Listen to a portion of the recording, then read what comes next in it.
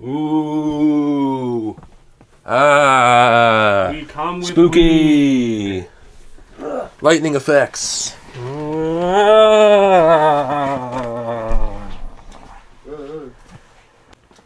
Whoa, guys, it's me. It's okay. I'm not actually Holy shit. a demon. Happy Halloween, everybody. We didn't really have much time or effort to really do any big scare or anything. So we were just getting a normal podcast. Hey, the real world is scary enough. That's true. I mean, have you heard about Ukraine? No. Let's spend the first 40 minutes discussing geopolitical climates. Okay, in 1961. Oh my god. Here we go. Yeah, honestly, like it almost feels like, society, like we're trying to go along with Halloween, like everything's normal, but like everyone's the much scarier real thing. Yes. Is nuclear destruction. Yeah, and just the looming, which could literally before this podcast is released, it could have already happened. So it might be the last piece of content the world ever receives. Could be crazy. If you're listening to this, the one survivor, why? Yeah. You should be watching a video on how to survive a nuclear attack instead of this. Cool 21 Savage shirt. Where'd you get it? I got it at Supercrawl this year in Hamilton. That was early in September. We were all there on different days. Separate occasions, but yeah. We were all there on the same day, but we just didn't link up that one time. Wow, it's almost like we all have our own separate lives going on. Crazy.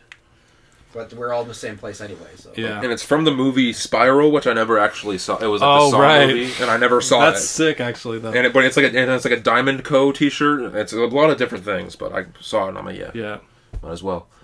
And Supercrawl is also where I saw the vinyl of the day here. It is Outcast Elevators. It's my first single I've ever gotten in terms of an actual record. Elevators is one of my favorite Outkast songs of all time. Oh, I'm Andrew, aka Young Jizz, aka To Be Determined. To the right, no phone, Keem over here. Okay. Rapcast Halloween Special.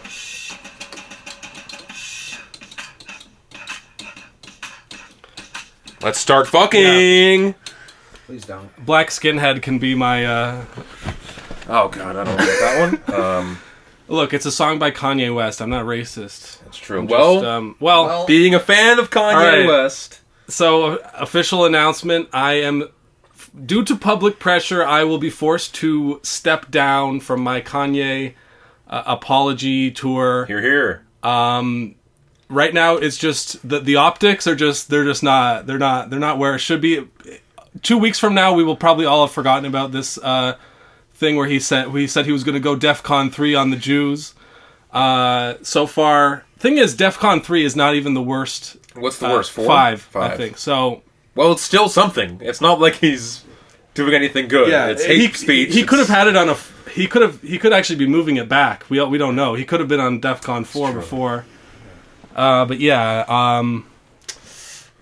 Kanye, it keeps going. It just gets to a point where it's just like, for me, it's clear that he's just calling out for attention. He's not. I don't think he actually believes in half the shit he says.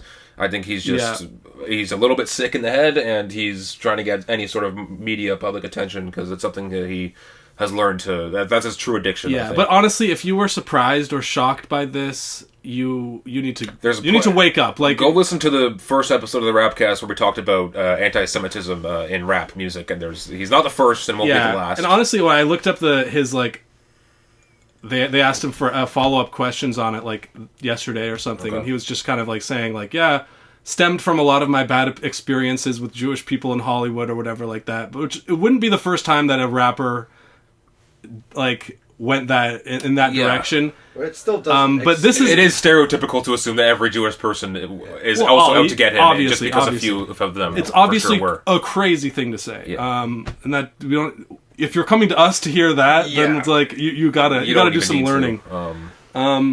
He also, there was a thing that I don't know if you heard. There was something from the TMZ when he did the whole Black Lives, or not, the whole slavery was a choice thing. Apparently, there was some other unedited footage that like never got aired where he was like, Hitler did some good things or some shit, like where he was like literally saying that. Yeah, and now they're saying that, but it's kind of all hearsay. Yeah, I don't know if that's actually can't really say true, it for sure, but he just seems like he's the not funny guy at the party who's like, hey guys, so you know Hitler, he did some trying to be the edgy kind of like attention seeker. I'm like, man, he's just childish in that way. I think, I don't know. Yeah. I wish like if everyone really wants to stop paying attention, then stop paying attention and don't. Yeah. But the thing is, it's such a great. It's it's great for social media. It's entertainment, like, which is like, you know, and the whole thing of like, it's not no such thing as bad press. Like, I don't think he really gives a shit. But anymore. It's one of those things. If you really hate Kanye so much, then just don't pay attention. Yeah. Stop every time he does something fucking. It's sus. like if you look away from it, it's advertisement. Like, no, or whatever. But also at the same time, like, to the 3 million people who are following him, don't take every word that he says. Yeah, like, especially like, the hate speech. It's like, because like these are like, please think for yourself. For God's sake, don't let Kanye tell you what to think. You know what I mean? Yeah, it's gonna be interesting to see like if like 20 years from now Kanye becomes Black Hitler. Is there gonna be like? Is this your ideal future, or no? What? I'm just saying, like, what are these stormtroopers going to look like? Are they going to be like all black, big boots, black boots, just like the big shades? Like where are they going to be? Are they going to recruit them from like the Yeezy like university or whatever? Because those models are pretty much soldiers at this point. They just do whatever he says and stand still and fucking do your job. Like, it's pretty much. The same I hope thing. that at least Pusha T gets to be a commander in the Ye army. True. And hopefully I get like a job as a propagandist in that future. Okay. I'm just saying it's better than being in the camps. That's true.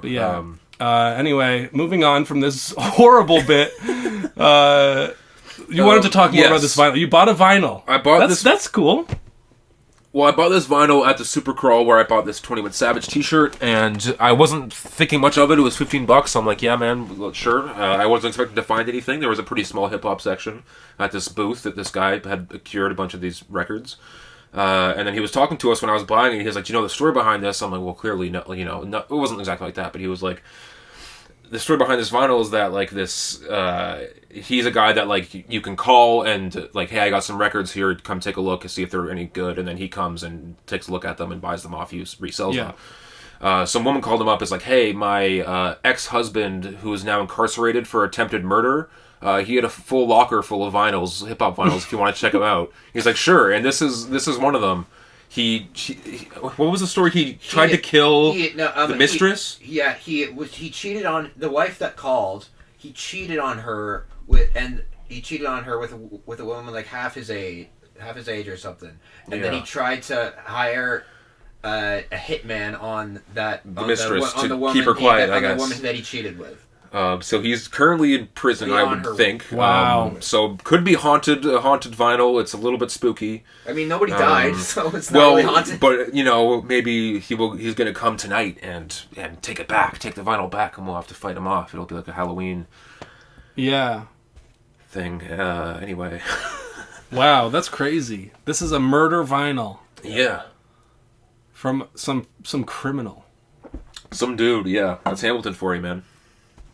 I figured it would be. It's a nice fit for this episode. A little bit spooky, a little bit creepy. They should have like a section in the record shop for like evidence. Yeah, an evidence locker in it. Yeah, that'd be sick. Actually, I'd definitely frequent there. Yeah, I wonder what's like the most expensive vinyl that has to do with some like. Is there This is actually Jeffrey Dahmer's vinyl. I got it. They were telling somebody at work was telling me about how she got like. a picture of Jeffrey Dahmer as a child, like from like a real like memorabilia thing. Why would you want such a thing? I know it's beyond That's me. something that I would see at a creepy store. I think it's and I'd be completely like, that's creepy, unethical, but like, go ahead.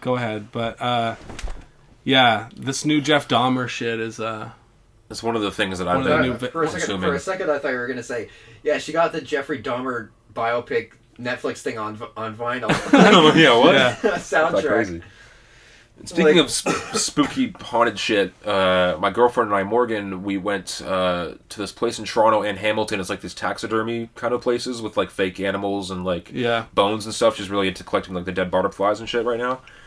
And at the one in Toronto, there was like little jars like this big of like a piece of human's brain, like an actual person's brain, and they were like $15. And I'm like, for a second, I was like, should I? That's kind of fucking crazy. Damn. But I'm like, I don't want to have that in my home. I believe too much in the paranormal and fucking voodoo shit. Where I'm like, I don't fucking try. I wouldn't like that. It doesn't make any sense too because it's not illegal to like. Well, look, you can donate it to fucking. No, you can't. Apparently.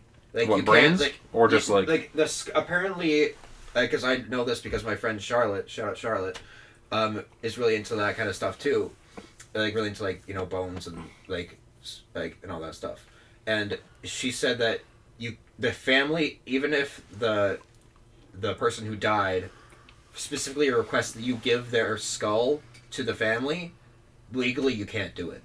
Yeah, but like people do. Darren has touched human brains before, given to them from people that have died from in university and shit. Yeah, so basically, and like so after that, like if the brain goes bad or whatever, what are you going to do with it other than sell it to fucking someone that sell it to one of these fucking creepy ass stores? I'm just saying, I'm just saying it's fucked up that you can't like that the person who like that person's actual brain or their actual skull can't go to what they specifically want. You know? Yeah, what I mean? it's fucked.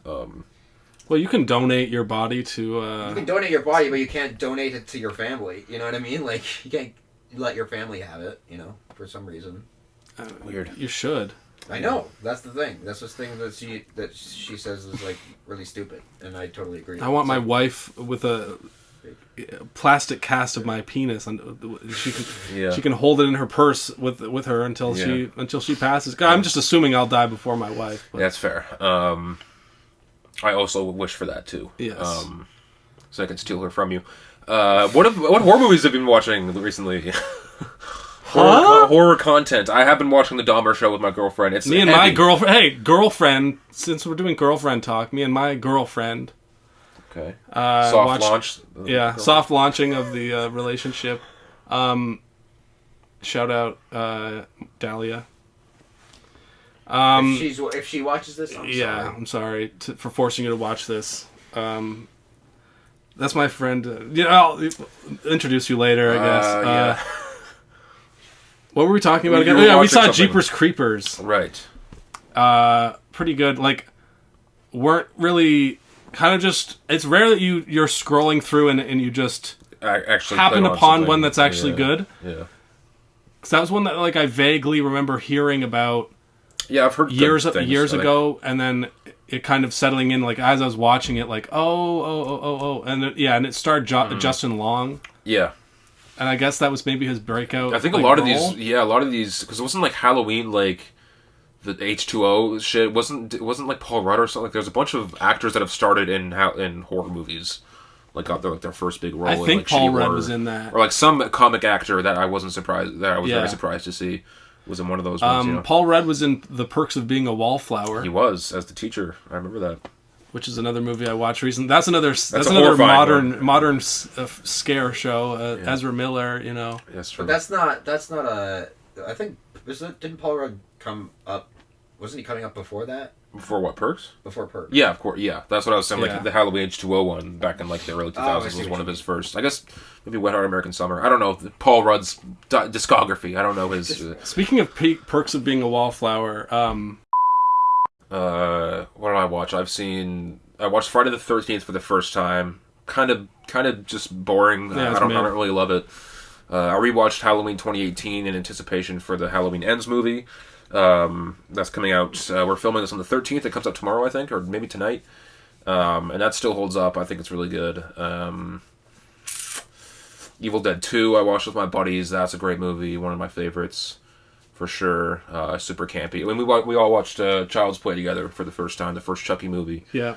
A little bit a while back, and that was like it's the right level to me of campy, but also actually kind of creepy at the same time, like 80s shit. Like that's I got a couple good scares from that one. Yeah, and I was terrified of that. Was like the number one thing for me as a child was Chucky. Was like, oh fuck. Like, have you guys ever seen the movie Creepshow? No. Definitely put that one on your list. Okay. It's like a sort of comic book style vignettes, but there's like 5 or 6 of them. a bunch of different stories. And the original one is pretty good. I watched it like last year. I'm probably going to rewatch it this year, but I watched the Creepshow 2, which was like later on in the 80s, like much cheesier, but like it was still pretty entertaining. And then they did a Creepshow show as well from a few years ago. We've been watching our way through that. Which was there a Creepshow one where like one of the first ones was like a Christmas, like it was like a fake Christmas thing, and like Santa Claus was like a murderer or some shit. I don't know. I think that might have been from the Netflix show, or no, it was like I had to watch it for a film class. It was some sort of creep show type of like Tales from the Crypt, maybe is what it was. Oh actually. Yeah, that's like the other kind of version of it. I think that's what it was. I'm thinking about it, but we should get into some hip hop. That's what people are here for, I would assume at this point. Yeah. 17 minutes in. There's some a bunch of new music we'll cover at the very end. We want to get one heavy hitter out right now. One that's been out for a while already. Freddie Gibbs, Sold Separately. $$SSS. Very anticipated for a lot of people. He's been teasing it for a long time. Yeah. Last album came out 2020, I think. I don't know. I'm pretty sure Alfredo was the last one, and it was 2020. Yeah. So yeah, I've been waiting for a while, and I think it's technically his first studio like solo project. Like he's done things like collaborations with specific producers. He's done the ad-lib shit or the Mad Lib shit. He's done Alchemist. This is his first solo like on like a major label maybe. Yeah, we did that Freddie album, which was like almost R&B-esque. I don't think that was with any affiliated producer. I think he's had a few maybe label wise it is, but not to get too ahead of ourselves. I mean, he's on a bigger scale now, for sure. Now, because he won the Grammy for Alfredo. Did he win it? He was at least nominated. I'm pretty sure. Actually, no, I'm pretty sure he won at least one of them. It's something you could probably look up in 5 seconds. Quickly do that. It was nominated. Point is, he received a lot of recognition for his last project, and it was actually, I think we talked about it in one of the earliest Rapcast episodes, because I remember we played the song Frank Lucas, and we were gonna toying with the idea of a so that must have also been the first episode of the podcast. Doing like segment where we just jam out to some songs at the end. And that's one of the great Freddie Gibbs and Benny the Butcher collaborations, which we won't be seeing for a while because they're embroiled in a beef right now. We'll get to that after the album as well. This beef has kind of sustained some of his attention in the media, I think, like leading up to this album. That being said, the album isn't really revolved around it, and there's no shots thrown. I mean, he's just generally seen as like more of a troll kind of guy. So like, I don't know if it's really something that he would even care to. It's not a beef in the terms of like whole verse, diss songs being released. But there was some physical altercations. Yeah, we're not there yet. It could go there. And at least we would get some songs out of it. But like, we don't want anything bad happening to either of them because they're great. Yes, we'll get into that whole beef after the album review. But anyway, as far as Freddie Gibbs albums, like, I just heard about Alfredo being so acclaimed that I kind of had to finally listen. Cosign. But before that, I had heard a couple of Freddie Gibbs songs, something called Half Main, Half Cocaine. He had some pretty entertaining videos up that would sometimes play on the video channel. But he kind of came out of nowhere in a weird... Like, the one thing... He's from Gary, Indiana. Yeah. I think he had, like, I think he's been doing it for a long time, but only recently has popped off, I'm pretty sure. Like... he just gives me that kind of vibe. I'm not as familiar with Freddie Gibbs' discography. I'm not as into him. This is only my second album after Alfredo that I've heard all the way through. But you're like a more seasoned. You got the shirt right there. You're more seasoned Freddie Gibbs kind of guy. I'm kind of a fake fan though, because I really haven't heard much more than just the 2 albums. But doesn't mean I can't. Yeah. Go back. So overall thoughts on the album. To me, like, it definitely gives me classic vibes. Like that it's overall a very strong thing that, like, you can tell he put the work into. He took time with it for sure. What was your there angle? isn't much like filler or anything.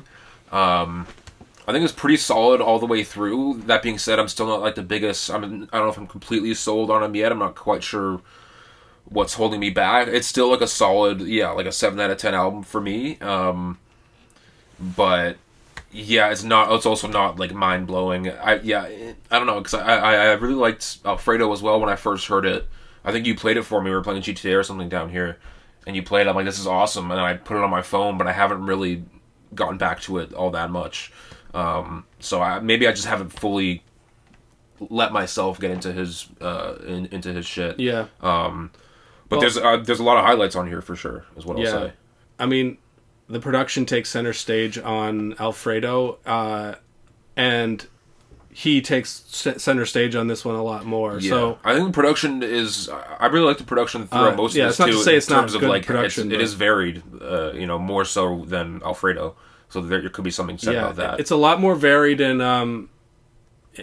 I think that like I really appreciate his work, developing his flows. Like at this point, you can kind of recognize the Freddie Gibbs flow. Yeah. And the rhythm of how, like, when he does his kind of fast raps. Yeah. But you can tell that he's actually developing it into like something where he can be versatile with that. You know what I mean? Yeah. And there's a couple songs where he gets more into his like singing R&B. Yeah, there's a few moments that surprised me where I'm like, I wouldn't expect this on a Freddie Gibbs tape, but in terms of like a lot more personal kind of. And I think that like overall it's a very well-rounded, like, any hip hop appreciator would love that album, because like there's lots of like references to the golden age of hip hop, and Raekwon, features from Raekwon and Scarface, I think at the very end. Yeah, and also like he takes inspiration from a lot of like everyone from like DMX to like Bone Thugs and Harmony, and like he references like Mace and like all kinds of like 90s stuff that he grew up on. Yeah.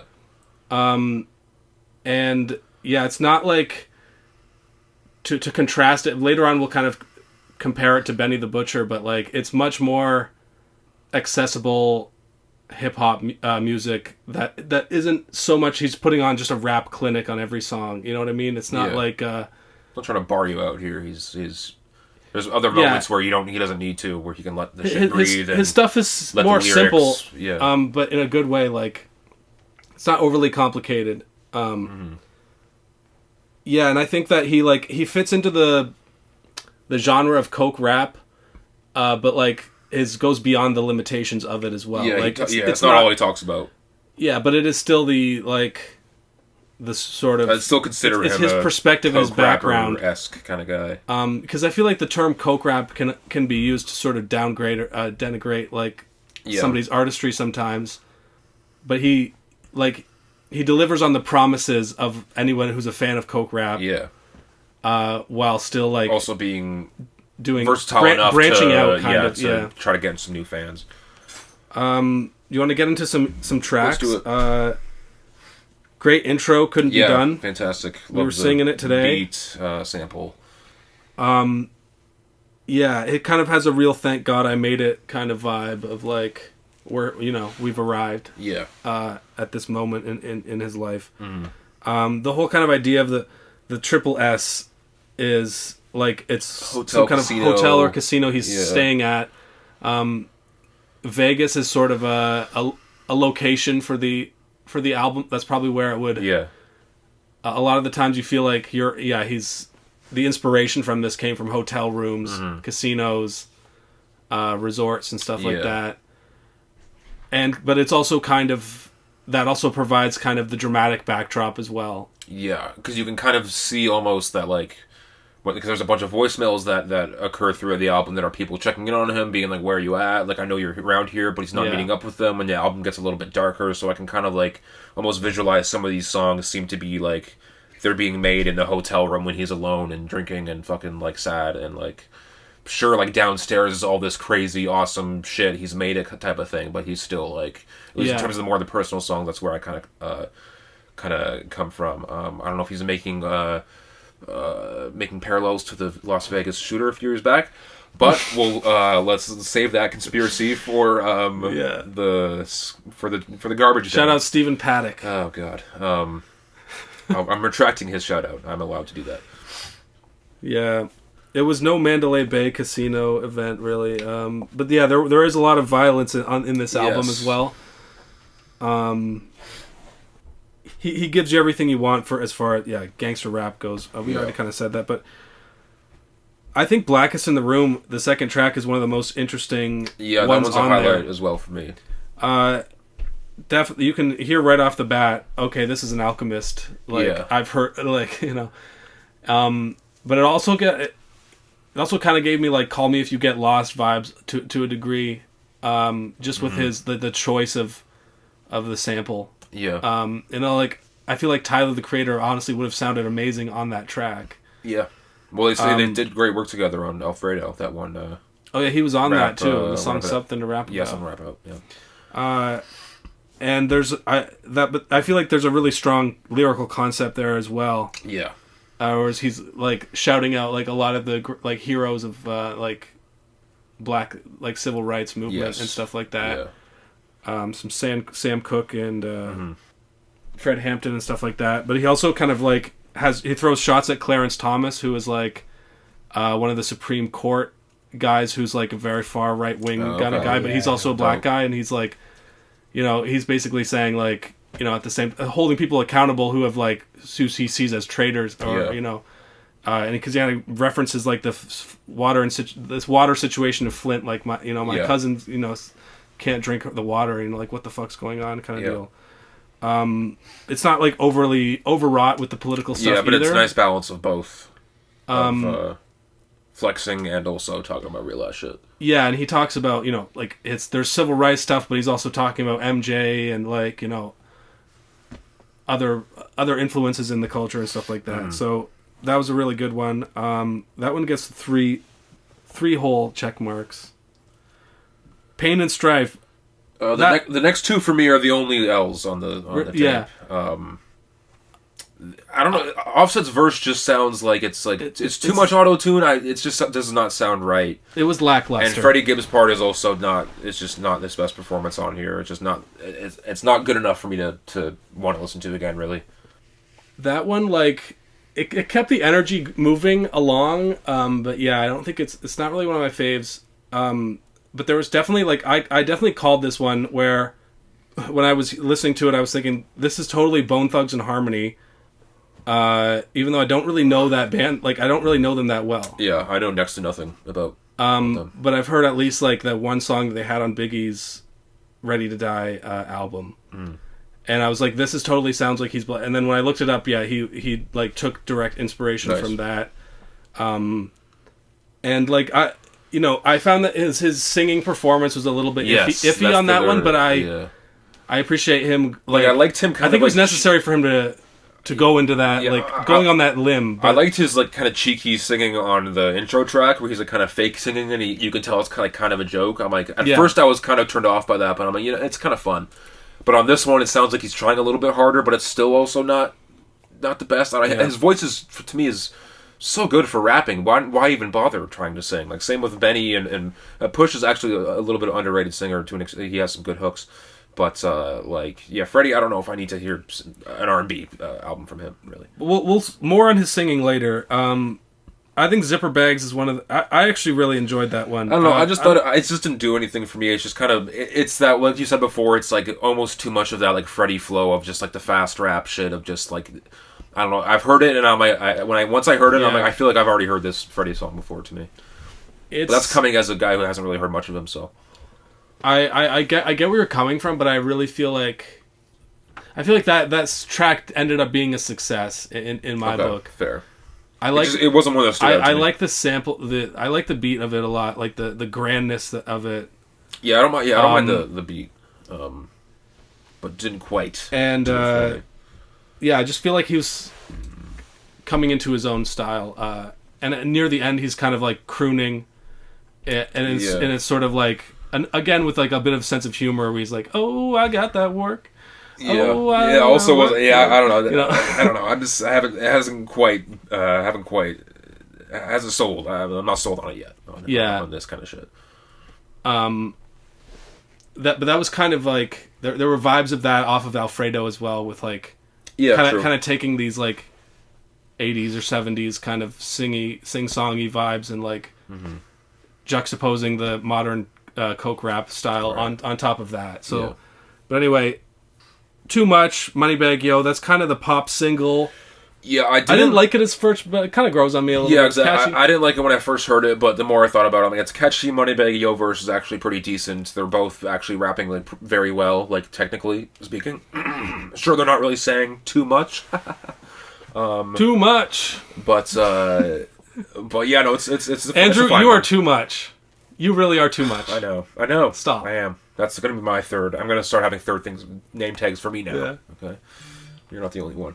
Really, the rapping's actually pretty impressive on that one. Yeah, like once you actually start listening to it, I'm like, oh no, they're fast and it's fun. I don't know, it's a fun one.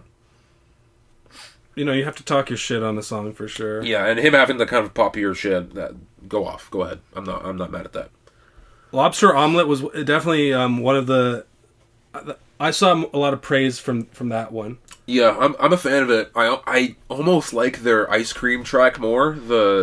The one that they did put out a while back, just because that one has more energy, maybe. I don't know, and I like this song too. Like that's not one of my highlights, but it is like it's a solid song. Ice Cream is one of the hypest Freddie Gibbs. Yeah, because that one like they're both rapping like crazy, and it's fucking the beat's crazy, and yeah, I really enjoyed that one. But really, like his verse is quite devastating, and like he really gets into the emotional right. The contemplative kind of side of things as well, and the beat allows him to have a little bit more space to do that. Yeah, for sure. Rick Ross's part is, I would say, solid, but just his thing. But yeah, it could have been longer. And, like it was felt a little bit short. Yeah, this song makes more sense for this album, whereas if like the Ice Cream song was on here, it would feel a little bit maybe out of place. So yeah, this one does make more sense. It's a nice listen. I haven't really listened to this one as much, so I don't have as much to say about it. Same with the next one, Space Rabbit. I don't really recall how that one goes. What's with the rabbit? Do you know about the rabbit thing? About why he's... Because who is it? Fucking no Jeff idea. Ross called him up. He's like, "What's with you and rabbits, man? Are you fucking them? Or are you selling coat?" There was some shit like that. I'm like, what? I have no idea. Rabbit is like He's hopping around. I don't know. It's a cool symbol. It's a cool logo for him. It's fair. Yeah, that one was. I just write more fire. Yeah.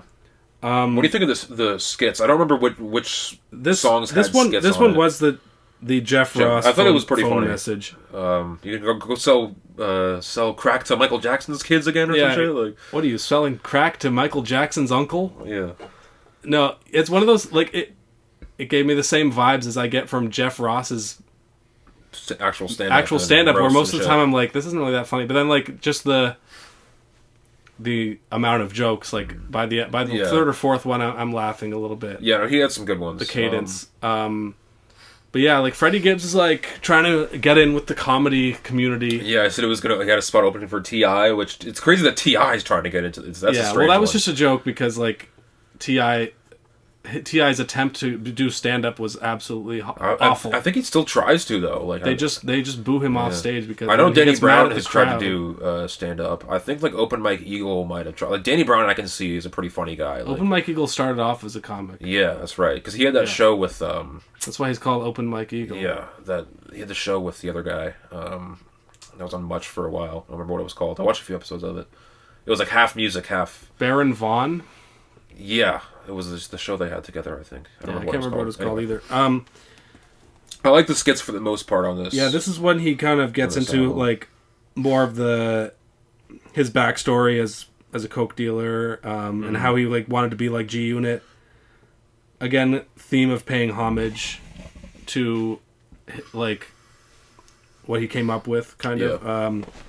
Another thing about Jeff Ross is how he kind of like pokes fun at the whole idea that he's a snitch. Yeah, that was funny. I was wondering about that because I don't know much about his well, personal apparently shit. Gunna once referred to him as Freddie Gibbs. Saying that he's a Fed or he works with the cops or something. Anyway, probably one of the other best songs is Feel No Pain. Yeah, that one's great. Anderson .Paak, great contribution. I was a little bit perplexed at first. It was kind of a strange kind of chorus of like he's not really singing and it's kind of like a haunting almost like a creepy nursery rhyme kind of thing, like the cadence a little bit. Yeah, it does have kind of but he goes off on his verse as well. Raekwon is awesome. Freddie Gibbs is awesome. Yeah, it's one of my highlights. And the hook of like shit heavy but I carry it with ease. Yeah. Like a fucking janitor I'm carrying the keys. Yeah, like and the way that like Anderson .Paak said that as well, like his verse was great as well. Like he had doing the chorus and a verse. They all contributed. Raekwon kills it. My one little X mark is that I don't like Anderson .Paak's the last line in his verse is something about a stinky pussy or something like that. Oh, I don't know if I caught that. Some stinky pussy bar. It's just like, just hearing it, I'm like, ugh. Yeah, that's fair. Yo. I don't like the way that you said that. Stinky pussy. Stinky pussy. That stinky pussy bar. Stinky pussy. I don't like the way that you specifically said that. Me or Alex? You. Oh. Stinky pussy. How about that? Is that any better? No. Okay. It's somehow worse. Episode title. Yeah, easily. 3 views. No, we'll get way more views. That's true. Pussy will be triple S though. That's how we played into it. Yeah. Also I felt that the kind of strange nursery rhyme type beat almost gave me Brockhampton vibes. You know, from like kind of some shit from the Saturation era of like that one song they rapped on that was like on some ancient Egyptian vibes. Oh yeah, fucking there's no way I'll remember the name of it. There is. It's impossible. Yeah, it was on 2. 2? 3? Just the 2. Just the instrumentation gave me the production gave me vibes of that, which is another good thing about this album is how varied it is with production styles. Maybe that's part of the reason why I haven't really returned as much to the Freddie Alchemist one is that like it's hard to differentiate songs between each other. And I found that's very much one chunk of music. Yeah, right, I found that kind of the same when I first listened to this album a little bit. It was like, which song was this again? Which song was this? But then the more I've listened to it, the more I'm like, oh, I can better differentiate some of these songs. Except for a few. I've only listened to it maybe 4 times, so... Yeah, in my mind, Alfredo's such a classic that certain songs like Scotty Beam and Frank Lucas and like Something to Rap About are like, I can pinpoint those songs, but the other ones are sort of in between... I remember moments and stuff like that, but it's kind of hazy. This is much more an album where you can take a couple songs and put them on a playlist or whatever, and then kind of maybe forget about the rest of the album if you. Yeah, but I think like from here, like from Feel No Pain, the rest of it is like very good. The album. Yeah. Rabbit Vision I enjoy a lot. That was another one of my favorites. It was almost kind of confusing how there was a song Space Rabbit and then Rabbit Vision. Yeah. Yeah, I got those two confused. I couldn't differentiate between the two, but I came out with Rabbit Vision being my preferred rabbit-themed song, I suppose. But this was an early favorite of mine as well. How he had to let some shit go and just to he has to go the lyrical concept of like you know feeling like you have to have your heart broken in some to clear your vision or some way to grow up or to change or to grow as a person. Yeah. He gets definitely more personal and kind of existential as the album kind of goes, for the most part. Just like the theme of growing up. So the Joe Rogan phone message, I definitely rolled my eyes at that one, but I'm just glad it didn't go on for any longer. Like it's kind of funny how he's like, I got some fucking guns and some Kevlar underwear and some DMT. It's like, okay, man, let's you're fucking go. Such a joke about. It's kind of funny, but it's also like, man, I just respect you. I respect him so little that I just I don't know. And as well, it maybe like. Is Joe Rogan really that fun? I don't think so. He probably just sits around like alone, smoking weed and just just talking to himself. I don't know. Yeah, I don't. Giving platforms. Just because he's rich. Yeah. Just giving platforms to terrible people. But maybe honestly, that's also kind of the reason why I haven't fully given Freddie Gibbs a chance is because like his personality is kind of off-putting, just in terms of I can see that the people around him are a little bit iffy, or like just the he's shared some videos in the past where I'm like, okay, that's a little like he's a good memer, he's a there's something to be said about a internet troll, but like man, you're like in your late 30s, like what are you really doing? Just I don't know. Something about his online personality keeps me from... But I mean, what did he really do that was that... There was some videos of, like, some mentally challenged person he was laughing at. Personally, for me, I was like, that's... I don't know. And a lot of people were upset about that as well. Oh, right. I mean, I followed him on Twitter for a while, but I think he kind of got banned off of social media because he was just like... Yeah, he just kept going. Like, yeah, because I would always see, like, he would fave, like he's a funny guy. Like, usually it's funny, but sometimes he's just a little bit off-putting to me. I'm like, why are you really beefing with Benny? Like, what's really the point of instigating academics? Like, why are you beefing with academics? Like, it's just... Yeah. So that kind of small shit is a little bit disappointing to me, but... Right. The music-wise, he's solid, so... Yeah. What can I say? He's just trying to get on Joe Rogan's whatever podcast. And he was already on it. Yeah, he was on it. Yeah. And so was Rick Rubin recently, and I respect him a lot. So, and there's plenty of people that I respect. I know Roger Waters was just on Joe Rogan, so he's still going. Yeah, but also if Joe Rogan asked us to go on, we would say yes, right? Because that's that platform, though. Yeah, that platform, and we can go and we can be like, come Josh, and also Josh could be like, you're an asshole. He could the whole time. Josh could be like, like you can ask him political questions and try to actually fucking get to the bottom of shit. But anyway. Joe Rogan. Yeah, honestly, that would suck though, being on it, and we're trying to just plug our own shit the whole time. Like this fucking 50-year-old man. Like, for me, I would suffer the 50 minutes of fucking the interview in order to for all the money and fame and exactly. Yeah. Anyway, just sell out your morals. Yes, 50 minutes, easy. PYS, DJ Paul, another highlight. This one goes crazy.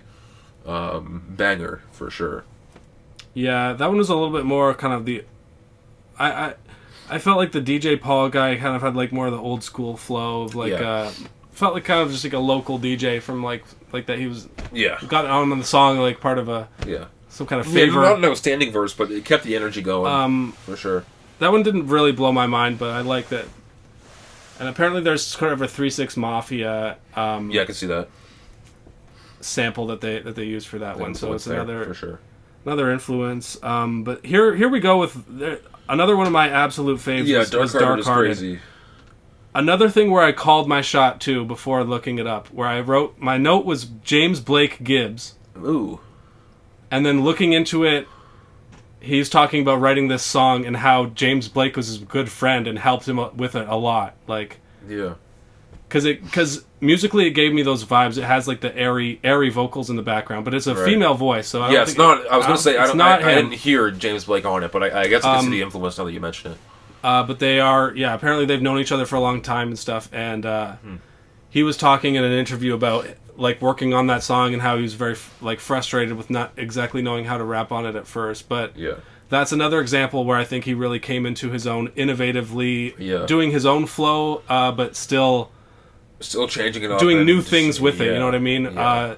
Like super personal, kind of pretty dark track over. It's called Dark Hearted. Obviously, it's a great performance punch in the gut for sure. About like definitely like the smoking the pain away. Like this is all kind of it's all kind of themes like that we're familiar with, in storytelling and rap music and stuff like that. New generally, but it's like unique and very well executed. And it's in small details. Sure. And we just kind of keep going with more bangers. Gold Rings. Yeah, with Push is great. Pusha T makes me laugh a lot. Like, he's talking about like it's he says Days of Our Pies. Like, he's talking Days about of Our Lives or whatever. Like it's a what's the fucking word? Soap opera. Yeah. And like a dope opera. Boop boop boop boop. He says, Continue. "Dope game. I'm the ultimate creative player. Yeah. 2K21. Savage like 21. Friday's a draft night. You bitches are one and done." Yeah. Yeah. I like how Push like says like all these fucking at the end. He pretty much says like all these fake coke rappers that didn't actually sell coke, and he's like, except for Gibbs though, he actually did. Gibbs. He did actually. Yeah, right. He's actually in this shit. Like, yeah, but respects. I like with that one also. It's like he used the feature not just to do a song where it's like, hey, it's me again. This is my friend Pusha T. It's like they did a concept thing where it's about like specifically their relationships with women in their like the context of drug dealing and what they've like how they've leveraged their different relationships and how they've like grown and like with stuff like that. So like there's content there and like. And they've collabed a few times before, obviously, so it's not like they're just doing another one. And the collab works because they thematically stay on the message as well, while both still delivering great verses. Yeah. Phone message at the end from Stoner Jesus. Yeah, that was pretty. I like that one. That was pretty funny. Yeah. It was very much like you could tell he's like there no rehearsal. Like the guy was just like, yeah, man, I just smoked weed on the Appalachian Mountains. You got me waiting on you and.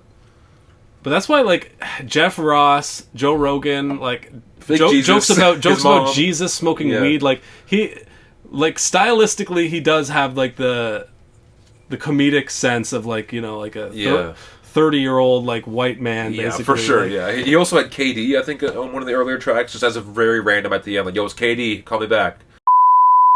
Alright, Grandma's Stove. We were just listening to that in the car. Yeah. And, another great one. You said you were crying? No. Oh. No, I don't cry anymore since you made fun of me on the last podcast. That's the goal, honestly. I don't have much to say about like the rest. Like, there's 3 more tracks, but that's another. Grandma Stove is another one where it's another dark one where he's like, if I wasn't high, I'd be killing myself and shit. Yeah, but I feel like CIA, he kind of comes around a little bit more lighthearted. Another little banger at the end. And he's right. Coke, Instagram, AIDS. Yeah, those were all in a way started by the CIA.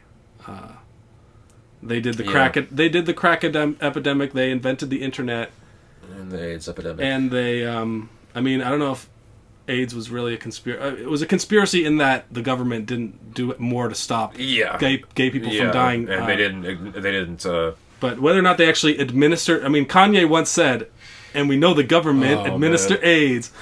You can look that one up. It's from a good song. A good song. I'm sure he said it. This was back in 2007 when we all loved Kanye. So let's not even. He also said slavery was a choice. So I don't think we should be believing everything that he says. The Decoded is a bonus track. Technically, it says with Scarface. Yeah, they're going hard. I don't have too much to say about it. Again, I haven't heard it like too much. Right. So yeah, in conclusion, I'm giving it a very strong review, 8 or 9 or whatever. Like, I can only think of a few small flaws. We'll see where it ends up. So I re-listened to Benny the Butcher's Tana Talk 4, and I definitely feel that maybe they're for slightly different audiences, Freddie Gibbs and Benny the Butcher. I feel like a lot of overlaps. There's definitely tons of overlap. Yeah. Like, if they did a tour together, they would make millions of dollars. But Benny, his style is a little bit more focused on the streets. Freddie Gibbs has a bit more humor to him and just a little bit cheekier, maybe, or just maybe a little bit lighter. I don't know. Benny's a little bit more. He's more verbose. He uses kind of like longer phrases, and he was less poppy, and probably less known outside of our bubble. Like, the average person might have seen Freddie Gibbs somewhere. More so than Benny probably the Butcher. Slightly, but only slightly. But yeah. But Tana Talk 4 is much more the vibe of a mixtape for rap heads only. And there's a couple, like, mainly the Johnny P's Caddy song with J. Cole was one of the things where he got more attention from the wider world of hip hop. But like other than that, the whiter world or the wider world, or both? Shit, I'm saying both. The white man wants you listening to J. Cole. No. Yeah, but I would say that this is probably the better hip hop album overall. As like if I were to judge this on like more of a any average person listening to this will probably get more from the Freddie Gibbs because the songs are catchier. There's more variety. It's less in one pocket. You know what I mean? Because it's very Alchemist-y type of production on Benny the Butcher shit almost, and like. And just in terms of there isn't as much, and the fact that it's part of the Tana Talk series makes it sort of something that you might want to have some previous education before you listen to. But I just thought it would be interesting to compare because this beef was happening. So, like, what do you really know about the beef? I mean, I don't know many facts. As far as I know, it goes back to his Benny the Butcher's shooting. When he got shot in Houston. And was that like in the Walmart parking lot or some shit? Like it was like the pretty random one almost. Yeah, and there was a tweet from Freddie Gibbs just saying like shout out the guys out in Houston. Yeah. Or didn't he say some shit about like something about he said some tweet about like basically he watch out where you stay or some shit. I don't know. He made light of the fact that he was hospitalized in a pretty major shooting. Yep. Which you could definitely say that was low, and that was, against whatever the ethics of, the game or the... And especially if it's... just society in general. If there was no other beef already kind of lingering there. Maybe Freddie already had some kind of hard feelings about something that happened behind the scenes that we don't know about. But it seems kind of weird that it's unprovoked. He's just, like, making fun of this guy that he's worked with previously, no? Yeah, and not just on the one song, they also had One Way Flight off of Burden of Proof, another great collaboration. And there was another song where they were both on it as well. So it's like it seemed like it came out of nowhere. Like why should these guys be beefing? Yeah, and then there was some whole thing where they got into a fist fight or something, and like Benny stole Freddie's chain or some shit. Like there was something, or maybe like had his goons steal it. Or, like, Freddie got jumped somewhere. Like when he was in Buffalo or New York. Yeah, Freddie went to Buffalo for a performance and was jumped by some kind of crew. Some guy punched him and somebody snatched his chain, I think, as well. But he still went up and performed with like a black eye. Yeah, which respectable. Yeah, and somehow the chain got passed down to. There was just a video of Benny like with the chain and like. Apparently with Freddie's like old bitch or whatever, and he's like in the midst of all this whole beef. I'm like, that's a fucking crazy power move right there. Got his chain and his bitch. But then it turned into social media stuff. Yeah, and which is super strange. I wouldn't peg Benny as the guy to engage in that kind of shit. That's the thing. Like I for one thing, like I assumed that Benny the Butcher, because he's a little bit balding. I assumed he was like older. Yeah, he's a younger guy, right? He's like, but he's actually 37 and Freddie is 40. Oh, so not that much. Freddie Gibbs looks a lot younger. Freddie Gibbs looks old to me. He's always kind of looked like late 30s to me. I buy that. I don't buy Benny as 37. I would have thought he was like early 30s, if anything. Really, that surprises me. Maybe just the style of their music, like Freddie Gibbs seems younger for me. I don't know. Maybe that's what it is. But there are different angles that I think are interesting when you're observing a beef like this, where it's like there's trolling, and then when you get it, like there's actual violence. But, well, I'm saying when you troll somebody, then you get under their skin, and then they expose themselves by reacting in a way that makes them look like they're kind of a bitch. Like the Drake Fantano beef, which it's a whole separate pod. We'll do a whole separate 2-hour pod on that. Well, that's really the Kanye Drake beef as well. Was that like Drake really got the worst out of him because like he just drives people crazy. But I thought the way Benny reacted with, like, he did this whole video where he was calling Freddie like MC Dinosaur Barbecue, something about like making fun of him for getting punched in the face and stuff like that. He also posted a pic of Freddie's girlfriend sucking dick. Yeah. Which I don't know, maybe she looks like kind of a stripper, so maybe she used to do an OnlyFans or I don't know where he got that picture from. I don't think Freddie's a one woman man. I'm pretty sure he's Well, yeah, I mean, so that is technically revenge porn, which is illegal. Yeah, but if somebody else puts it out there, it's only if it's obtained illegally.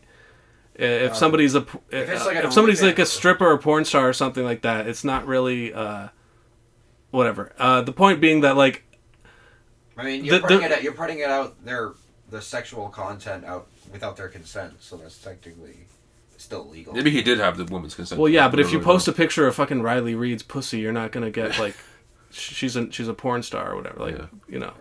But like, well, I mean, but at the same time, it's like. No, I get it. She's a stripper, though. It's a blurred line. It's a gray line. If he did get her consent, then it's okay. But like, well, he obviously didn't because it's a beef. And you, but the point is, I felt like in that moment, I was looking at the tweets. Like, I follow both of them, and I was thinking, oh wow, Freddie is really getting under Benny's skin right now, and he's actually kind of coming off. He might be coming off like a little bit of a.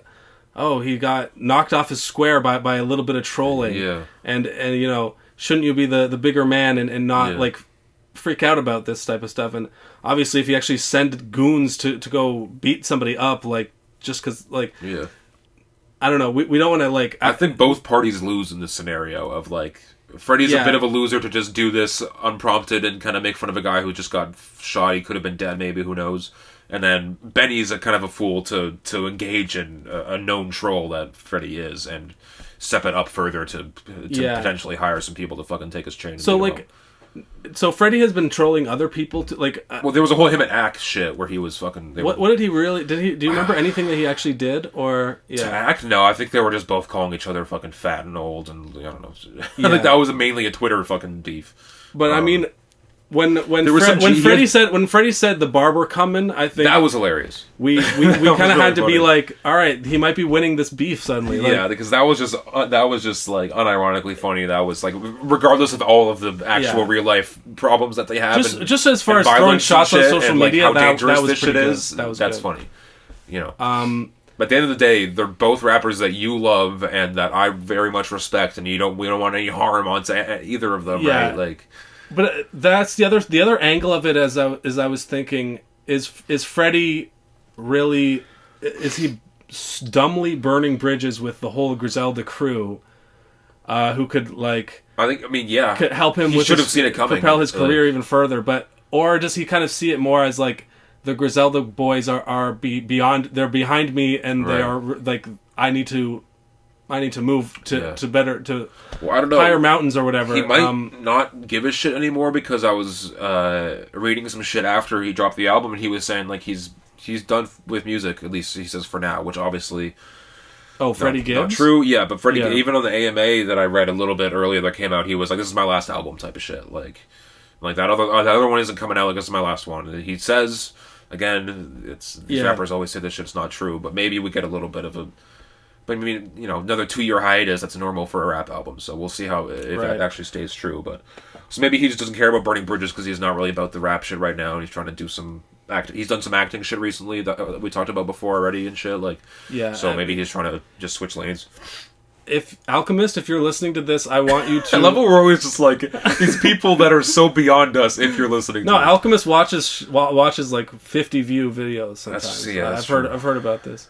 But I would like you to mediate the beef because I know you were friends with both people, so you know you could bring these two people together. That's crazy that like two artists that you like genuinely really enjoy are beefing. That's like if Denzel Curry and like JID for me were beefing, that would be like, man, why y'all gotta do like why? Like I've never really had a thing where like a rapper I love is beefing with another rapper I love. Like I guess. Because you Push and Drake, but like I don't love Drake. If you had to pick a side, who would you pick? Freddie versus Gibbs? Freddie versus Benny? Freddie versus Gibbs. Freddie versus Gibbs. What? Gibbs versus X versus Sever. Freddie versus Jason. I don't know. Maybe am I giving it to Freddie just for the butcher or just for the barber coming? I might be. Oh well, I'm saying if you had to listen to only one of their music. Well, you're talking before about comparing Tana Talk 4 and Sold So Separately. But I prefer Tana Talk 4. The full discography. I haven't really given much of their. You only have that one to I haven't given much of their discographies much of a chance, so I don't. To me, it doesn't really matter as much as it would to you, right? If you had to choose, right? Right now, I'm leaning a little bit more towards Freddie Gibbs, but I hope that in the next Benny the Butcher thing, is good as well. Oh yeah, my one last thing was that like I watched recent interviews with both of them just to get like what their most recent take is on the beef, and like Benny the Butcher was very much, he went on Rory and Mal and was very reluctant to be like, look, I really don't want to talk about this, like doing the like I'm the more mature guy and I'm really trying to put this behind my but like also explaining why he couldn't just like say nothing, because that would have been seen as like where he comes from, that would have been seen as like you're letting somebody else just like shit on you. No, exactly. And Freddie Gibbs went on Ebro and was much more like, they asked him about it and he just like had this big grin and was like saying, like, he's a troll, man. Yeah, I don't really care about what some ghetto rapper says about me, or like he just did some nice like, and he kind of, but I thought that it was funny to see him, Freddie Gibbs, like how he deals with the questioning, because the interviewers were very much like, hey, like, you're 40, like, maybe... Like, because he also references on this album about how he patched things up with Jeezy. I was just about to say, they had a beef. Yeah, and he was like, he didn't want to compare those two situations at all. But, yeah, he kind of spinned it into this narrative of, like, streets versus industry, where it's like, look, I'm from the industry, and this is, like, we're having fun doing beefs and doing online shots and stuff like that, and this is not real, and then it's like the street world versus the industry world, and like saying that he's like Benny the Butcher is smaller than him and he doesn't want to like so it was interesting to see how he spins it, but you definitely get the impression that he can't really be taken fully seriously, because especially with having all these comedians on the albums and everything like that, like he wants to do a roast. He should do a roast battle. Really, they should do a rapper's roast. There should be a rapper's roast of just rappers go up and instead of squash their beefs and realize how petty this shit is, they just crack jokes and patch it up at the end. Would be nice. Yeah. In terms of like 40-year-old rappers beefing with like Drake, is a similar thing of like, why are you?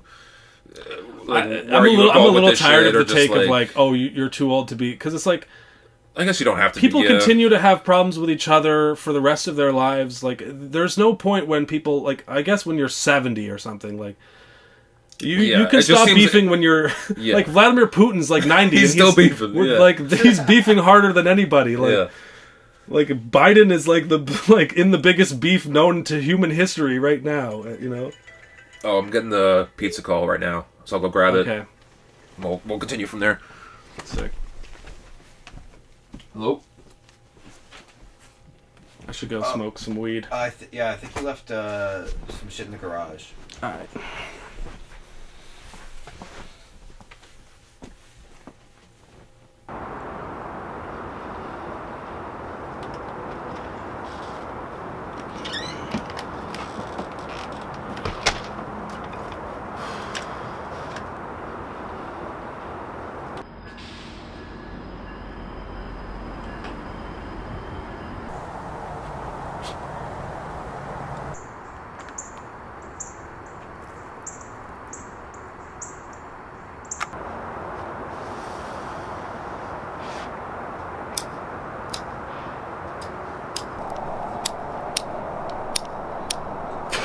Fuck.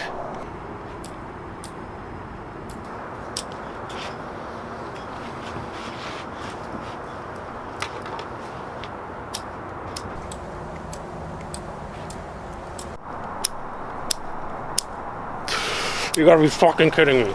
Fucking bullshit.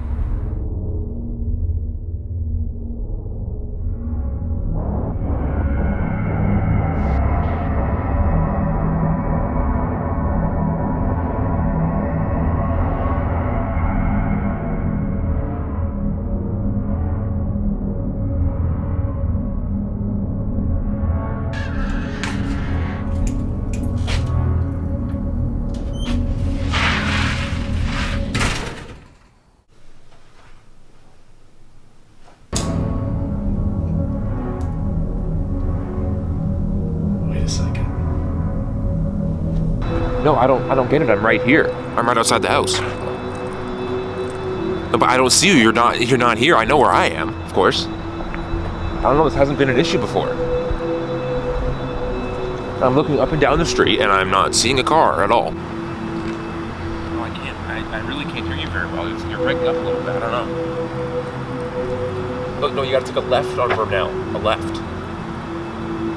Well, that's nowhere near me. No, I still really can't hear you well. You have to speak up. No, yeah, I'm by the bridge. No, you can't. It's a pedestrian bridge. You can't drive over it. You have to go around. Well, then it's a different bridge, man. Find the next bridge I can see. Find the next bridge. Damn it. We're just so hungry. I just want the pizza already, man. I can't hear you. No, I don't understand what you're saying. Is this you? In this area, do you see me? Hello? Hello?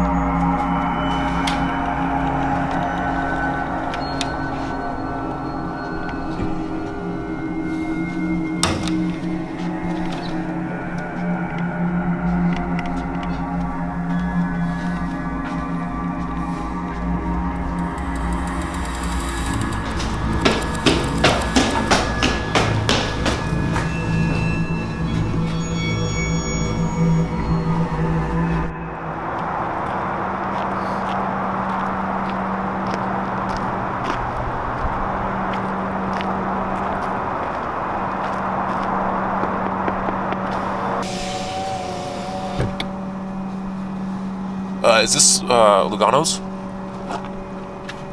Get in.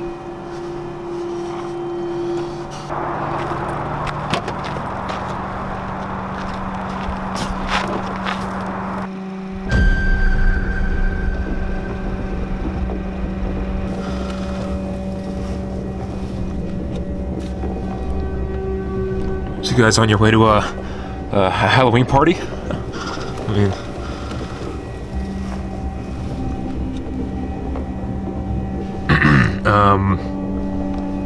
guys listen to Migos? They're more of an ICP. The money. What? What? Give us the money.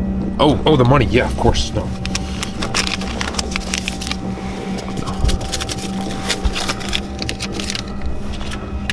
What the fuck is this? What? Fucking cool. What? Get out.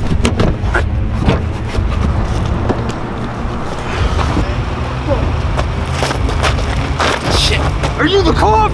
No, man, I'm just a podcaster. Oh, shit.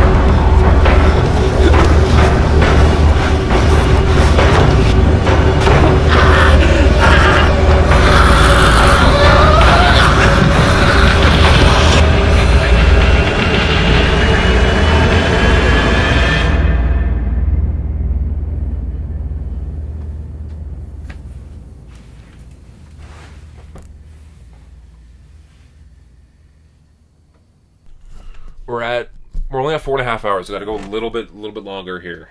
We got to talk about more new music and stuff. So okay, so start with Atlanta. Atlanta, right? Atlanta. Seasons 3 and 4. 4 is coming out. It's coming out now. I thought it was pretty scary. What was your opinion? Yeah, I think it was pretty. Parts of it were pretty spooky. Definitely unnerving. Some parts for sure. Yeah. Well, it's one of those like they play with reality. That it was such a Darius story, in my opinion. The way Darius is just like he just ends up in these situations, and it's like. It's Darius, you know, and he's in this like situation, and it's like always those situations. He's like always just like in these like he's always like in these like I don't know. I guess you would call them like situations, and it's like, what was your opinion?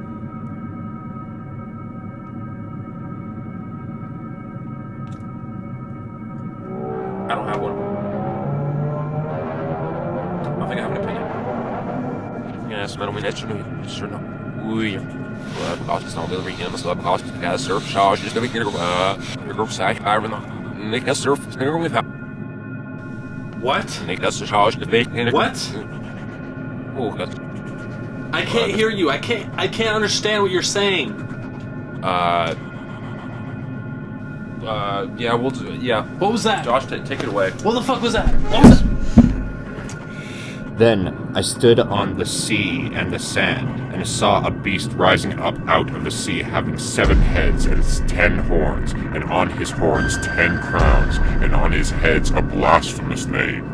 And on the beast which I saw like a leopard, his feet were like the feet of a bear, and his mouth was like the mouth of a lion. And the dragon gave him his power, his throne, and his great authority. I saw one of his heads as if it had been I think we're ready to go here any moment. Check the levels. Alright. Welcome back to another Rapcast. Rapcast episode 1,000, guys. We made it. Episode 1,000. So glad you're here with us today.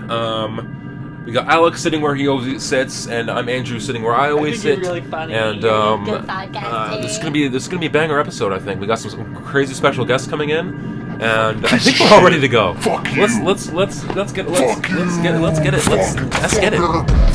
Kanye fucking sucks. Yeah, Kanye's don't matter. He's a nonsense, and I don't give a shit about what you think. Everything you say is wrong. Everything. You've never had it correct. So and you're like, no, he hasn't.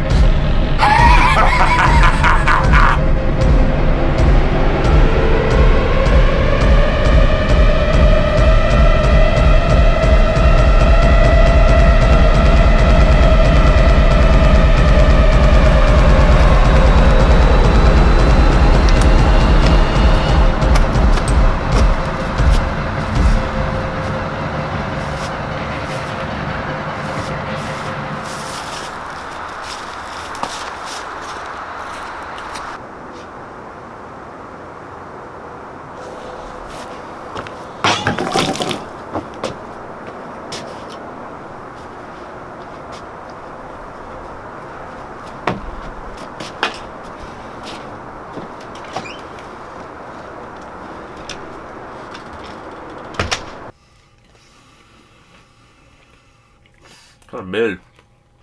What? Kind of mid. Oh. Stop using mid. Holy shit. What's up? Oh, Out sorry. of my fucking chair. Fuck you, man. Sorry, My man. chair. It's my house. It's true. Ay. Are we ready to pod again? I got to get a slice in you. They're still back to rolling, it. so. Still rolling.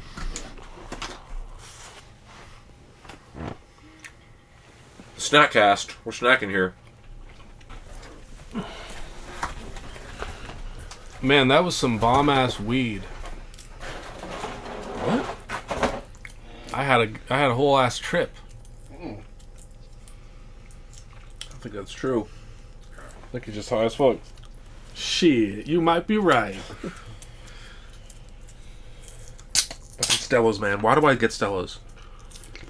It's so annoying to fucking peel this shit back, man. You're doing a little arts and crafts thing over there. Fuck, man. It's because it's like cheaper.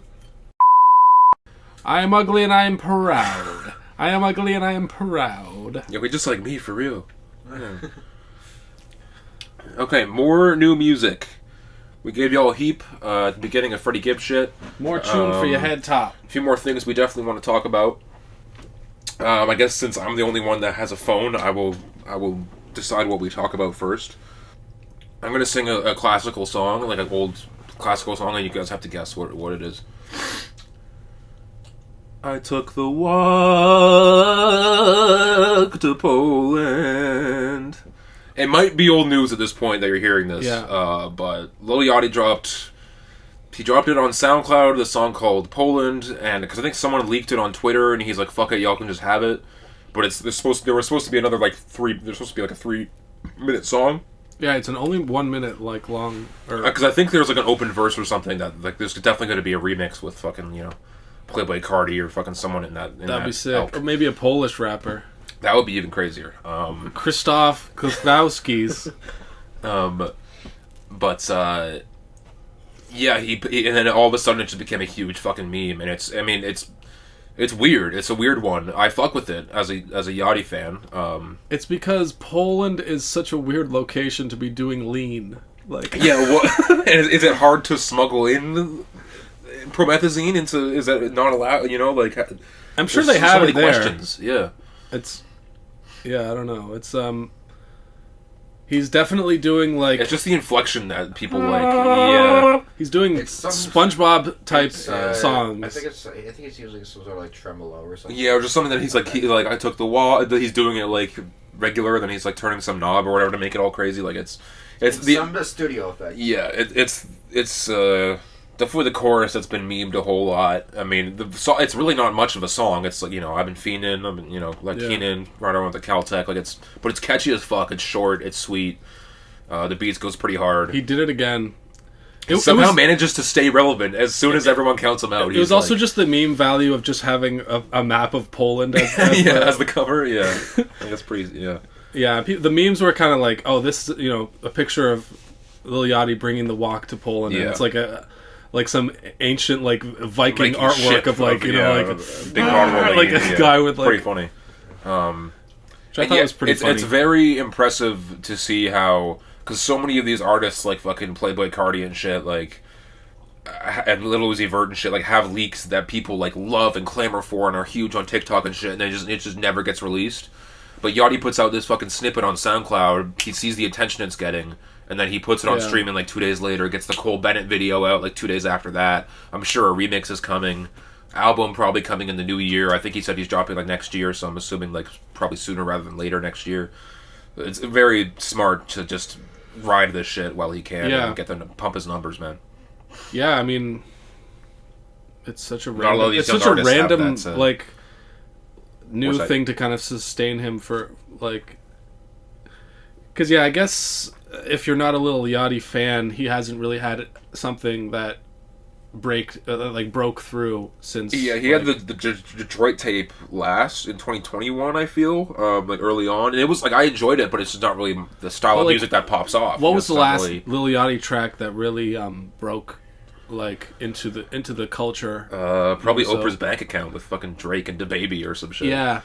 Yeah, that was. And I really like the A$AP Rocky Tyler one on that, but that one didn't have as much like pop appeal, I guess. People know that one a little bit, but I think it's more because the beat's sampled from some other Tokyo Drift movie or whatever. Honestly, let's go to Poland, bro. That's what I'm saying. Could be a cheap trip too. Theories about how this that the price is going to go up. Yeah, everybody's going to try to take the market. Oh, I don't think anyone's going to Poland right because now. of this. Yeah, that's true. No, because of nuclear holocaust. The potential for nuclear fallout. Yeah. This could be a part of like irregular warfare. Lil Yachty might be working. There was a thing that was who knows if it's true, but there was a bunch of sources being like, Poland's prime minister has invited Lil Yachty to come and celebrate the song together. I'm like, what the fuck is going on, man? I mean, good for him, but this is wild. Poland is like a pretty shitty country too. Like as far as like it's been like it's pretty like there's not that much going on really. Like there's Warsaw, like there's the main and shit, yeah.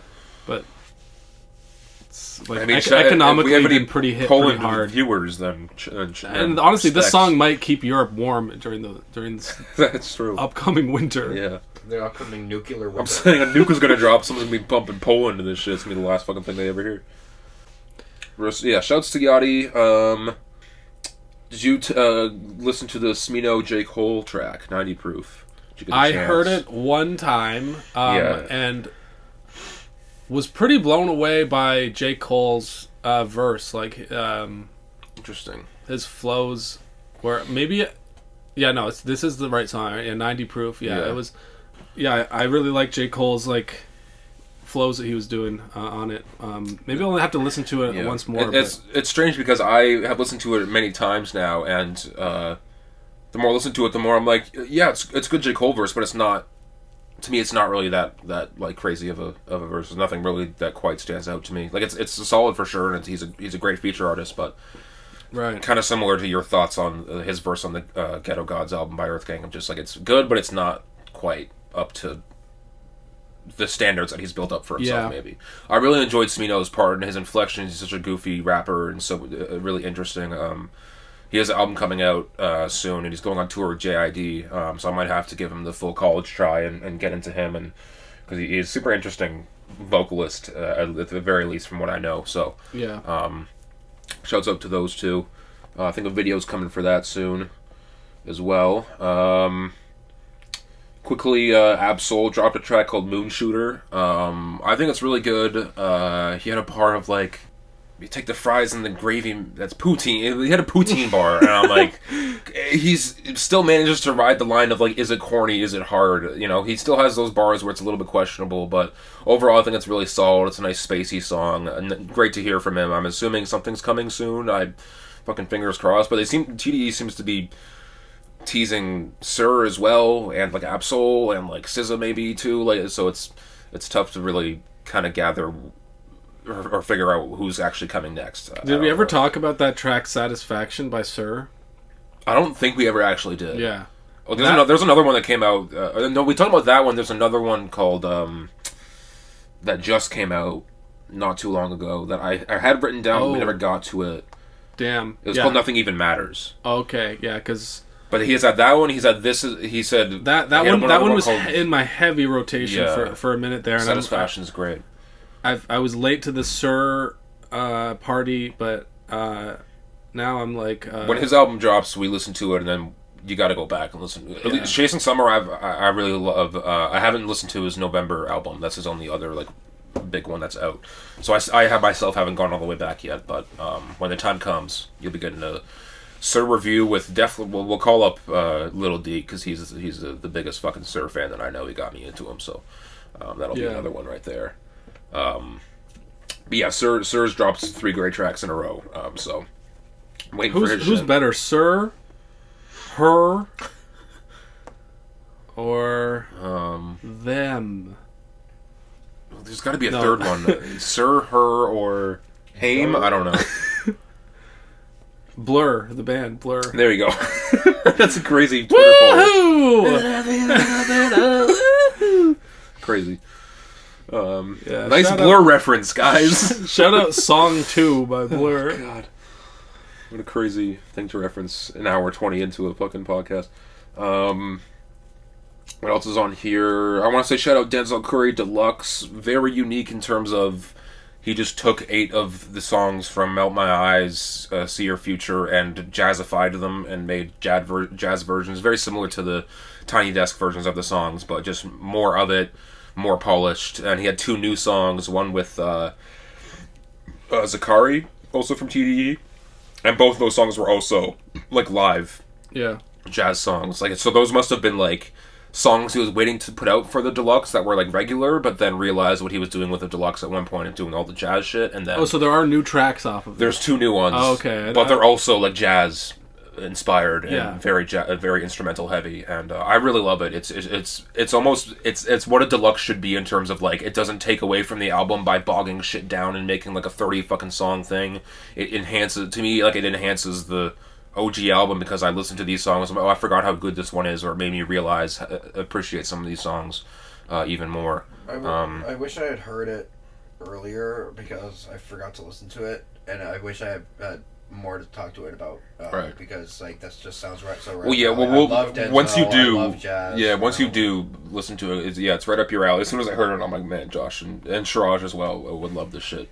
So yeah, once you do though, we can talk about it on the pod as well. Yeah, but then it'll be old news. You know what I mean? Like, not if we all listen to it right fucking now.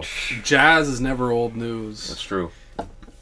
As long as the fucking the trumpet and the I don't know. That's one of them. You got one.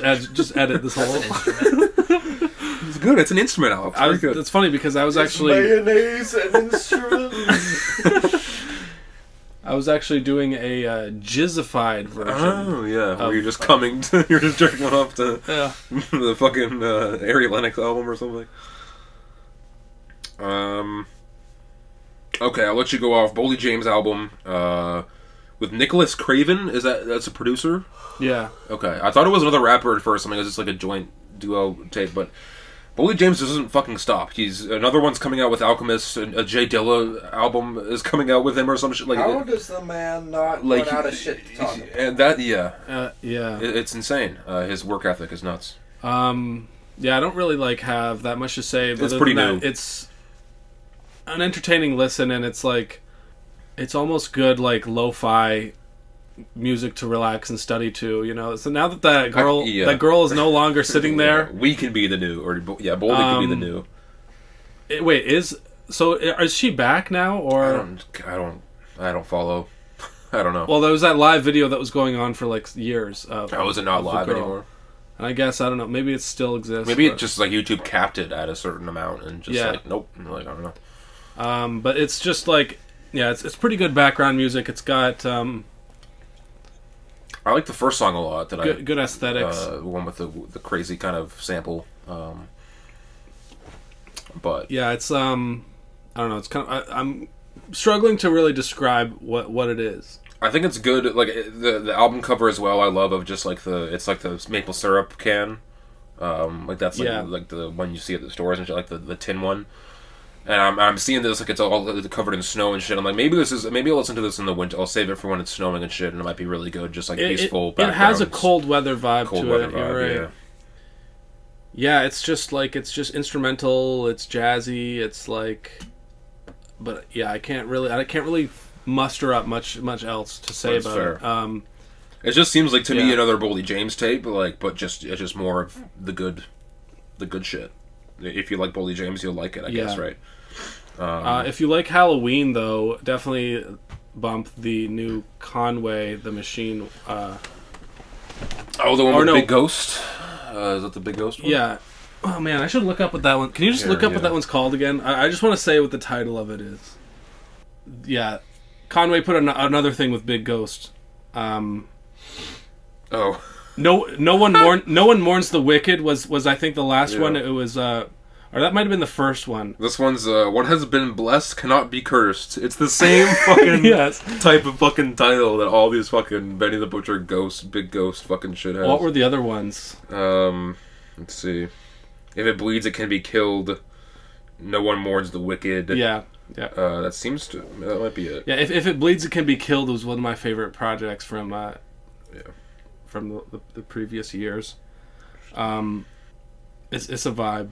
The cover is almost like a skull, a skeleton, almost like a pumpkin, it seems very Halloween-y. But the West Side Gun album that's coming out drops on Halloween. On Halloween, the cover of it is him with the hockey mask on. Yeah. Get ready, guys. Which is that not something that he's done? I guess that's very similar to the covers of the Hitler's Wears Hermes side A and B from last year, right? Like his I guess he was in a ski mask on the one, and then the other one was but it wasn't the same as the hockey. Yeah, these Griselda boys hockey I can't keep up. That's my whole thing. But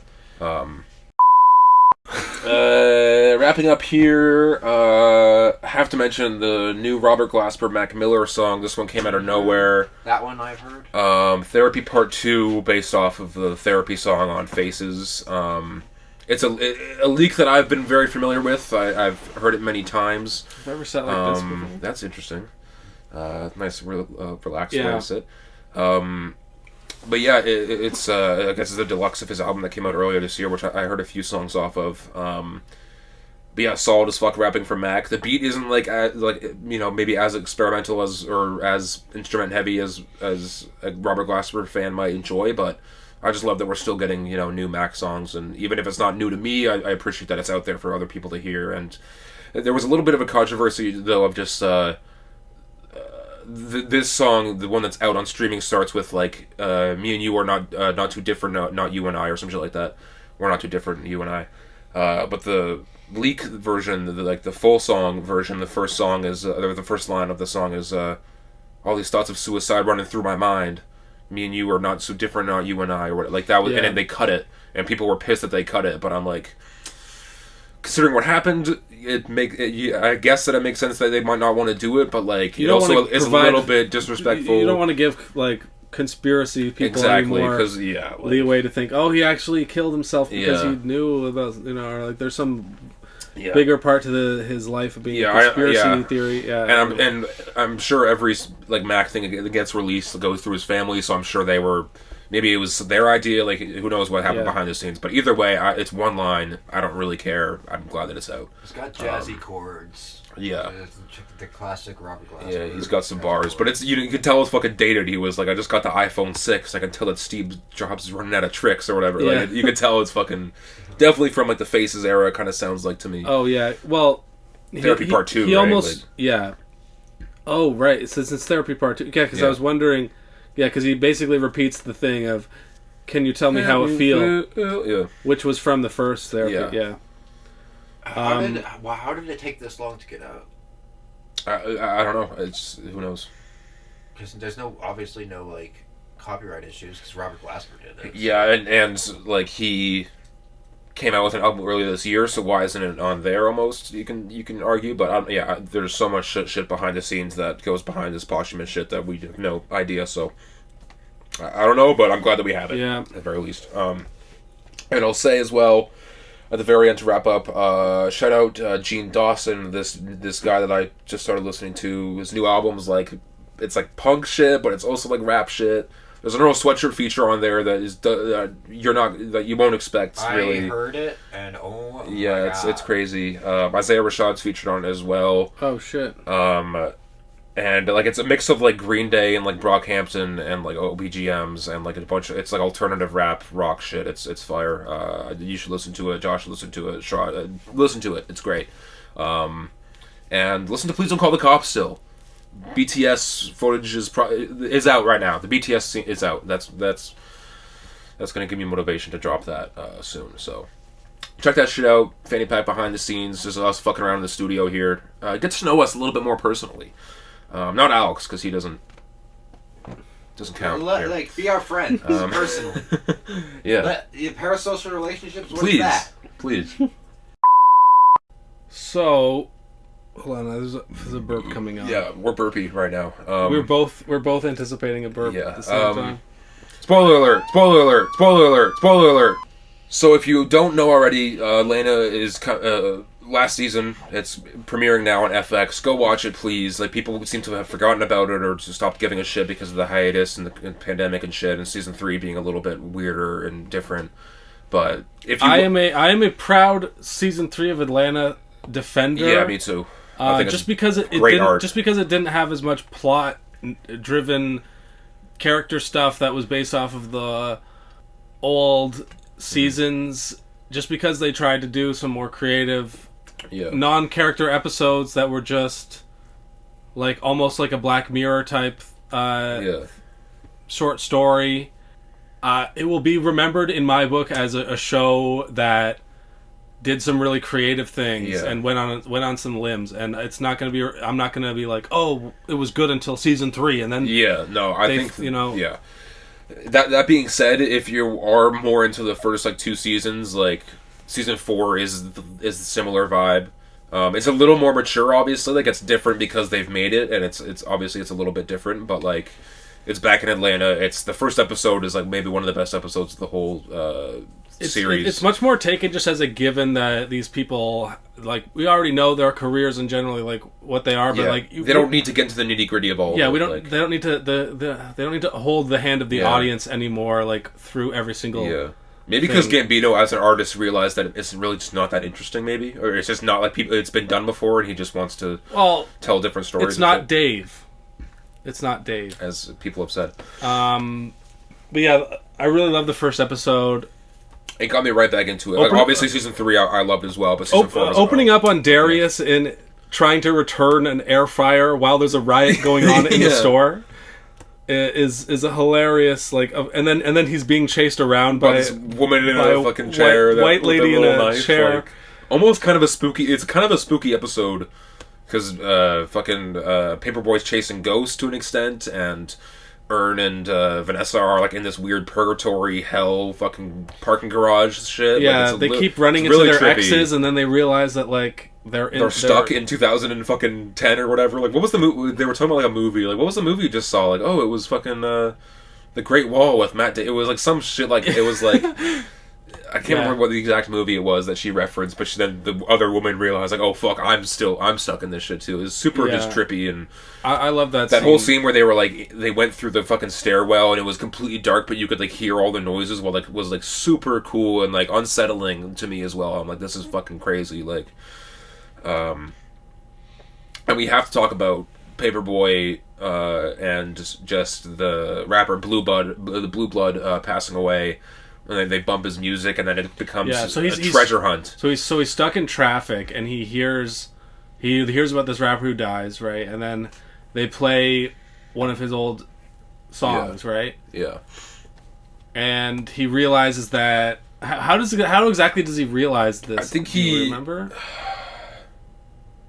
He's getting gas. He's pumping up gas. And then the song mentions something about like a certain sandwich or something like that, like from a restaurant, and he realizes that place is like right across the street, and he's like, oh, I might as well just go get that same sandwich or whatever, you know, like. Yeah. And he gets into the place, and they're playing Blue Blood, and then there's like a little note like in his food or whatever, and he's like, yo, is this a scavenger hunt? And the guy is like, what? Like, he doesn't know what he's talking about. Yeah. But it was just fascinating how the idea is that like in the song he gave all the clues to this scavenger hunt. Yeah, to lead him to this funeral. Yeah. Yeah. Which was very insanely clever to see, and it's Earl Sweatshirt who did the actual Which song. is like, when I first heard parts of the song in the car, I'm like, that kind of sounds like Earl. And then they played more of it, I'm like, that's Earl. And then I went back and I've listened to it, I'm like, that's fucking Earl. I was like...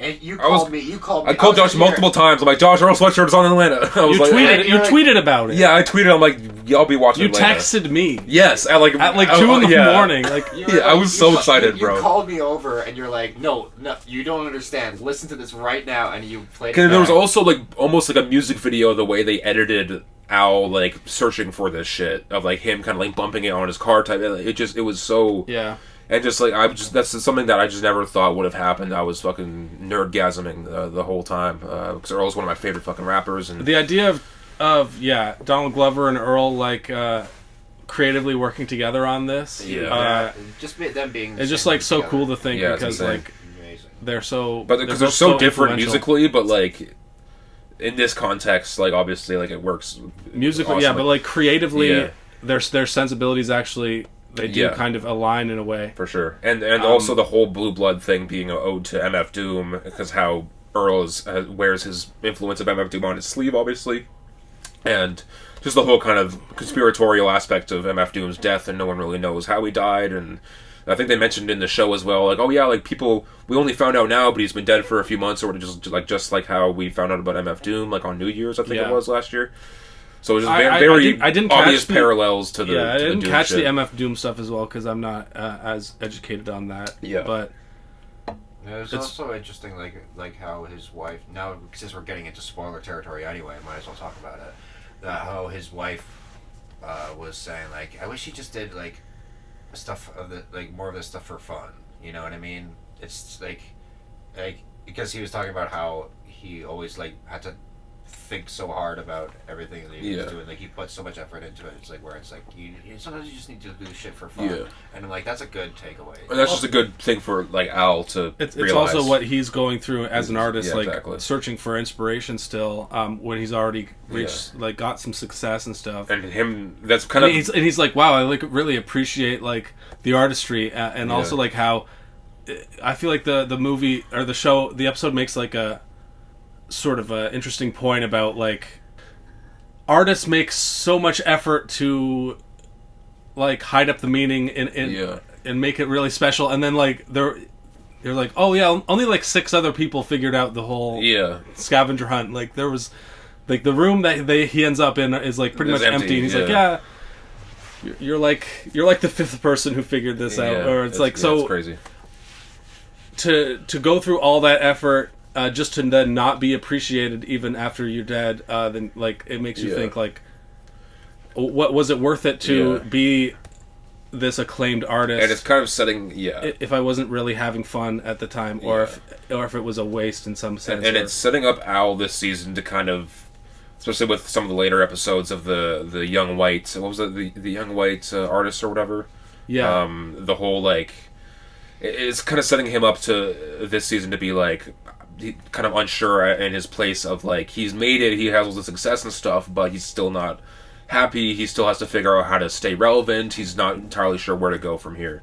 So I'm sure we're going to see that come to a head in the next 5 episodes. There's only 5 left from at the time we're recording this. That was a really interesting episode as well. Is how like he figures out there's this meeting of like successful like black rappers who are like. You need to get yourself a white like surrogate of like some TikTok kid who can't even rap or whatever, but his dad pays you like $1 million to and you have to finesse this like in order to just stay relevant and just keep making money, and with kind of a cynical understanding that like the music industry has changed and people want to see TikTok stars and just the racial undertones of like white people in terms of hip hop and like literally the artist that he signs is the called Yodel Kid who like is that a Post Malone jab perhaps? I think it's a reference to the real Yodel Kid, the actual Yodel Kid in Walmart who didn't become a rapper, but he became like a. I think there might be I don't know, maybe that's just me wishful thinking, but anyway, that would be funny for sure. Yeah, that was hilarious. Just the idea of like, well, yeah, I mean, everyone in this room can rap really good, but if rapping actually paid the bills, like all these other people would have been rich as fuck, but they aren't because it's just not how it works. And like the one like the like high school aged rapper who's like going to high schools and like throwing out money bands and shit and like. And he's just like a high school tour almost. It almost gave me Young Jizz vibes. Yeah, kind of. That's somebody that the 18 to 19-year-old me would be like, that's fucking great. If you had a rich dad who like exactly. gave you a rap career, then like we could have ended up as that. Yeah, crazy. But, luckily, we're too real to be easily parodied. That's why they started a podcast. Yeah, true. But while we're on it, like the other episode that I thought was really interesting was the one where it starts off Donald Glover's like going to therapy, and it seems like he's really trying to like deal with his issues, and he's like getting a lot out of it. That's a great episode. But the hilarious ending was that it is revealed that the whole sub story of the woman who has a book deal and she gets really excited about it and quits her job and shit, and then it's all a ploy because she wronged, was racist against him. Yeah, she wronged him in some way, and he went through all this effort through big party, hiring actors and everything to just embarrass her, convince her that she was about to have this big career, and then it all And then he's in the bar, like, celebrating with Darius, and they're both... And they're like, why are you doing... Yeah. And like, behind them is a live screen of her crying, and in her car, the big money shot, and he's like, oh, wow. He's like, I gotta go back to therapy, bro.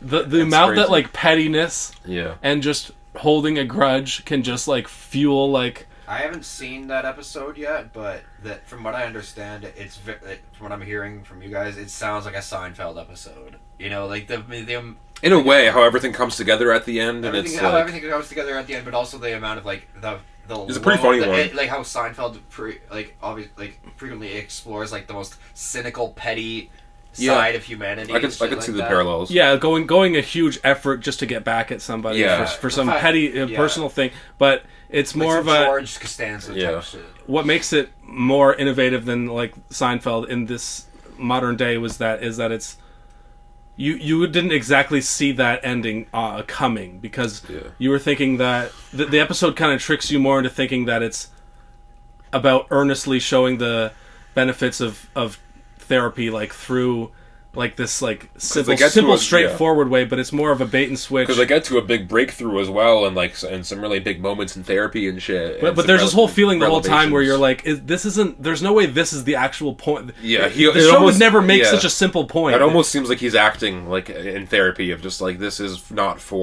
like there's something up. Also the way that you go to therapy once and then you're like, well, I don't want to ever see I've graduated from, now you're going to act like you're completely 100% better just because like you don't want to go back to therapy and all this stuff, and it's a crazy thing to have to pull off. Anyway, Atlanta, watch it. It's great. Watch it. Come on, catch up with Josh. It's on season 3 is on Disney Plus. I urge you to get if you have the time to watch it. Anyone else? Look, I'm trying to keep up with horror movies right now. That's true. Season 3 there's some horror shit for sure in season 3. Oh, fuck. I was about to mention something. Too late. Rapcast 42. Is it 42? Hold on a second. Hold on. Wait for it. Oh, this happened a while ago, but Hannibal Buress became a rapper. He put out an album under the name Eshu Tune. How do you spell that? ESCA or ESHU Tune. Oh my god. And it's pretty good. You should listen to it. No way. I had no idea this happened. The song 1-3 Pocket is all about him bragging about his bowling skills. And it's fucking hard. Yeah, definitely give that one a listen. Yeah. And I'll come back and we'll review it next time. That's crazy. Yeah, he's I think he went out to Africa, like he became like a landlord, like we knew that part, but he's fuck him for that. He's expanding. The point is he's expanding past being a comedian, and I feel like he always kind of wanted to be a rapper. Yeah. The parallel of most comedians want to be rappers. And most rappers want to be comedians. Exactly. I mean, Freddie Gibbs is the perfect... Yeah, and we're trying to do both of being comedians and rappers right now. Because we're going to break out in this Atlanta-type beat freestyle. Yo. Atlanta is the place... and cut, please, for God's sake.